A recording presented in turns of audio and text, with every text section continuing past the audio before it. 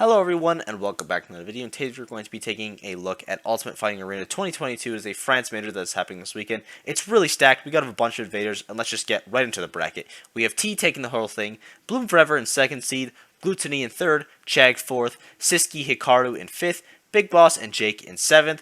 For 9th we have Tarek, Mr. R, EU, Leon, and Space. Yeah, I remember that. You can tell how many takes it's taken. Nateruth, Orion, Lancelot, and Rafflo in 13th. And then we have a bunch of amazing players, obviously 27th, 15th, all that kind of, or 17th, all that kind of stuff. And I have the Eazyfreezie stats pulled up right here because he is just absolutely amazing. Please go follow them on Twitter. This is just like so helpful for a visual to say all the amazing players here, because we're not going to be able to mention all of them, unfortunately. But we have people that have just made top 8s this year, have Glutiny, Leon, Modzai, Nateru, Rafflo, Trim, Siski, Bloom Forever, Big Boss, Chag, T, Jake, Mr. R, Space. We also have Lancelot here. We have Z here from Canada, Super Striker. Tarek, we already mentioned Tarek, I think, in this. Homika, Gogesta, Flo, like Blue Sky, Astra. There's so many insane players. Tom Berry, just like naming people that I see specifically, like Nightox, Neuros. There's so many amazing players here. It's a major, of course there is. But this tournament has a lot of invaders, but it's like weird invaders. And by weird, it's like they're not like the typical like a Riddles invader who's like, oh, this is a top 10 player, a Leo invader, a Meister invader. These are like all people that we've had at past EU tournaments that are clearly like top 10 in the world, like amazing at the game. These people are all amazing at the game, but they're more around like that 30 to 20 range. I think the highest ranked one is like T for sure, who is like in that top 10 caliber. But we also have Jake. Jake is amazing. He's top 8 in multiple majors this year. He like Double Down's probably his most impressive run this year, but he's still like top 8 and getting 9th like basically every other tournament. He's been doing really well recently, and I'm very interested to see how he's going to do. And more importantly, I'm really interested to see how Hikaru is going to do. Because Hikaru, I don't think he's ever traveled to the EU. I know he traveled to Switchfest and Frostbite, like the first one. I don't know if he's ever been to EU or been anywhere besides that, like pre-quarantine, or I guess post-quarantine. And he is seated 5th, which I do think is a little high. Again, no disrespect to Hikaru. I think he's an amazing player. But 5th place does seem pretty high. I would probably put Jake and Big Boss above him. And maybe, honestly, Leon or Space, to be honest. Any of these 9th place players, I could see. I would have him personally seated in 9th place. Again, no disrespect to Hikaru. He's obviously amazing. He has been doing pretty well in Japan, but it hasn't been doing, like, crazy to get that top 5 seed. It might be a little bit invader bias, honestly. But, hey, I don't know. He'll probably prove me wrong just for the hell of it, so we'll have to see. And then someone else that I think is underseeded is Rafflo, or like different seeded Rafflo. But I'm not going to predict him to people overperform the seed, because I always predict Rafflo to overperform the seed, because he always gets done dirty by the seeders. Like, what? 13th? It's not even that crazy. I'd move him up like 1 or 2 spots. But come on!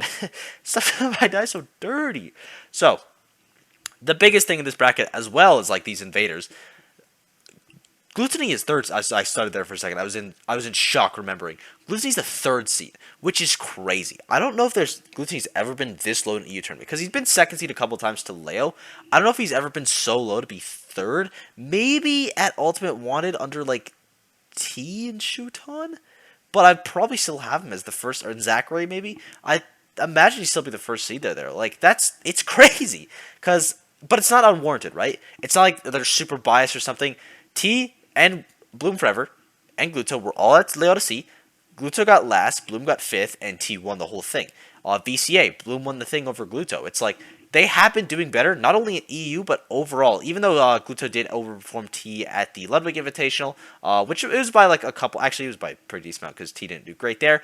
It's like, it's showing this flip-flop back and forth, and I think T over Gluto makes a lot of sense just off of results, even though, again, Ludwig Invitational, that is only one tournament, and I guess T doing well at Laodicea is also only one tournament, but Gluto hasn't been doing as well in EU, so I can see it. But I think Bloom over Gluto is probably the more interesting thing, but I do think it is deserved. I mean, he's overperformed him at the past 2 tournaments. They're both amazing players, but I don't think Bloom has ever lost to Gluto, which really doesn't matter a ton in seeding, because they don't, like, the matchups don't matter as much, but it is something to consider at least. Let's see, versus Glutony. I know he has won against him 3 times, which is great. I think he is 3. Okay, no, he's 3-1. Gluto beat him the first time they ever played in that seems like a really long time ago. That's all. Okay, that was online. So he's never lost, which is crazy. That's like, Bloom is Bloom is insane. Keep in mind, this is the Glutiny that's like beating MKLeo fairly consistently. Like, this is not like bad Glutiny. He's still playing very well. He just doesn't do as well in Europe. Like, this is kind of crazy. And I think there's a really cool storyline here for Gluto now. It's like, can I get that redemption in EU? Can I get that run back? And I think he has a chance, but it's going to be tough.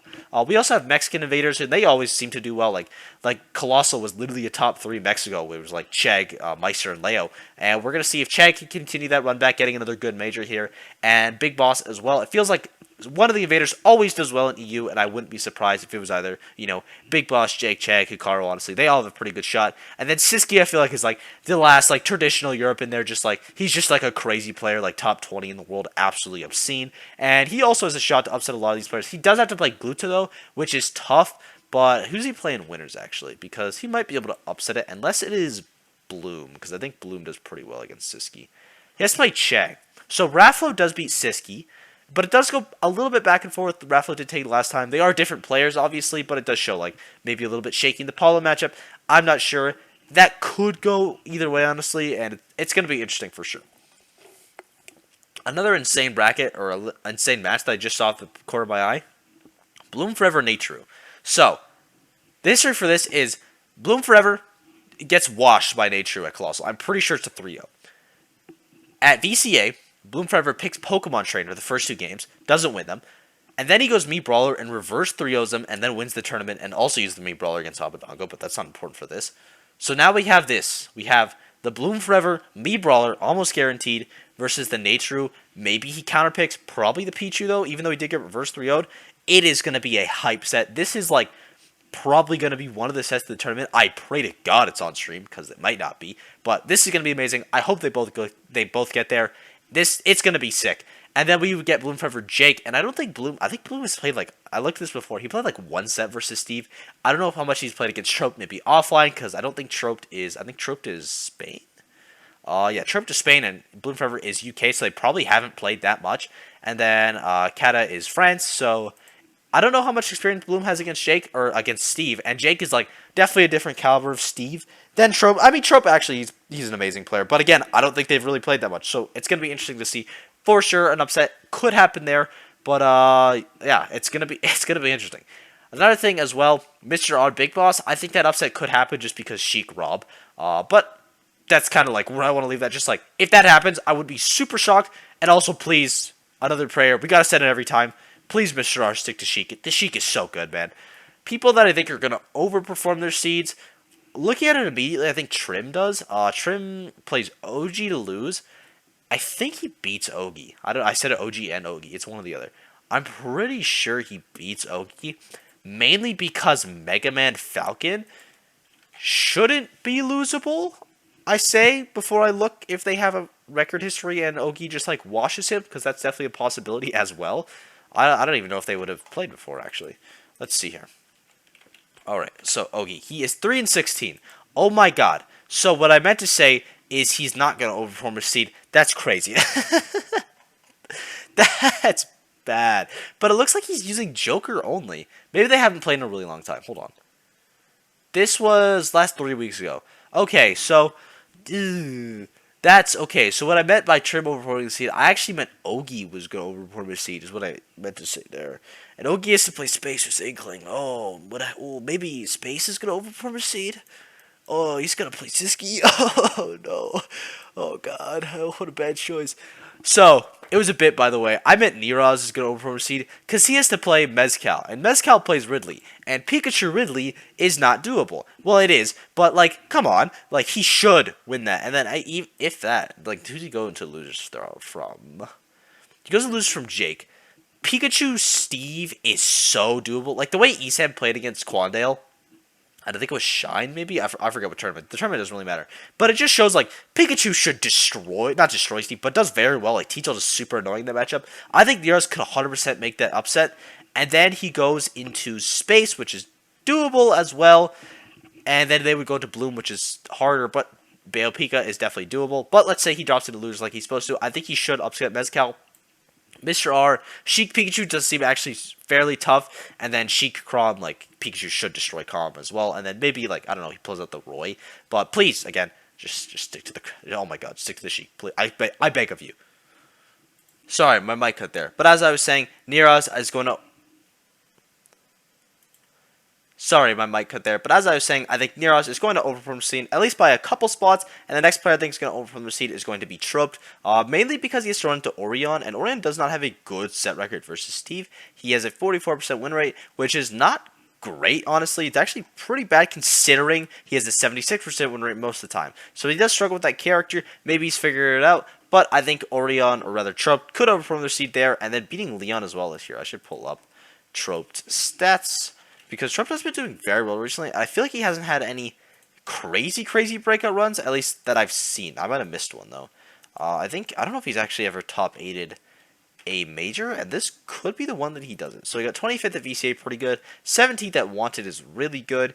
25th at Colossal is really good. 9th at King of Fields is really good, beating Chag there as well. So he is doing actually pretty well. He got 5th at Wanted here, which is pretty close to a major. I think that was like probably a B tier or like small A tier, but probably a B tier. So he is fairly on the brink there, and I think this is the tournament that he could do it. Let's see who he fights in winners. In winners, he is to fight. Oh, my bad. He is to fight. Come on. He is to fight Rafflo. That's tough, but definitely doable. He is 0-1 against Rafflo, and it wasn't close set. It was 2-3.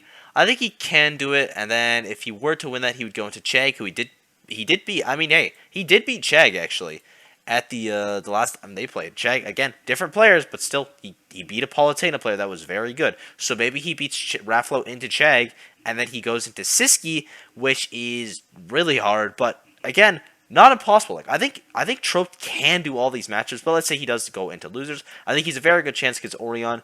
Against Leon, I don't know if they actually would have ever played before. Leon.